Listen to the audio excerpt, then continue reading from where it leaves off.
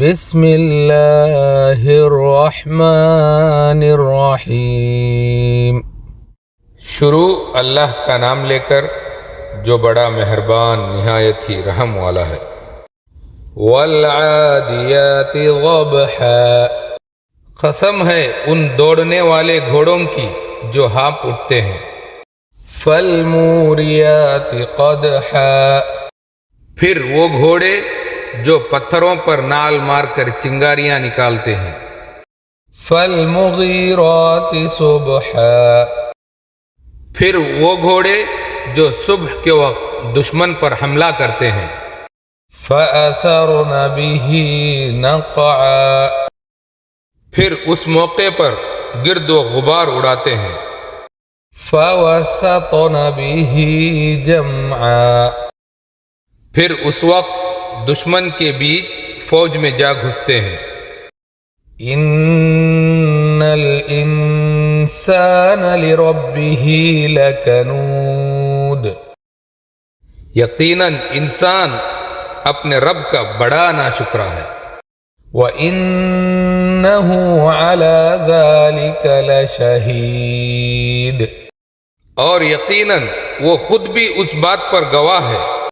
وَإِنَّهُ لِحُبِّ الْخَيْرِ لَشَدِيدٌ، اور بے شک وہ مال کی محبت میں بہت سخت واقع ہوا ہے۔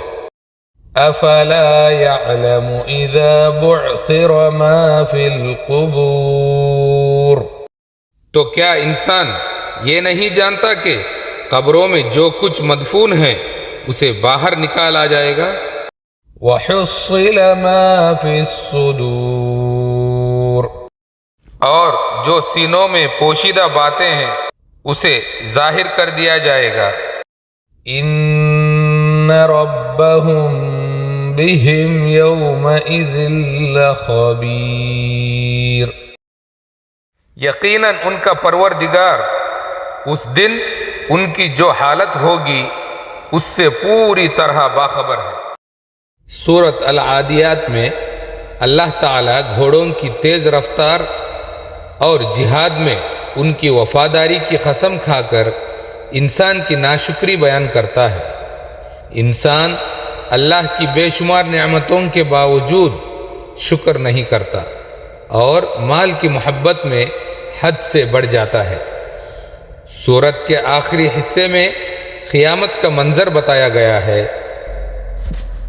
قبریں کھول دی جائے گی، دلوں کے راز ظاہر کر دیے جائیں گے اور اللہ ہر انسان کے عمل سے مکمل باخبر ہوگا۔ یہ صورت ہمیں یاد دلاتی ہے کہ اصل کامیابی اللہ کی فرما برداری اور شکر گزاری ہے، نہ کہ صرف مال جمع کرنے میں۔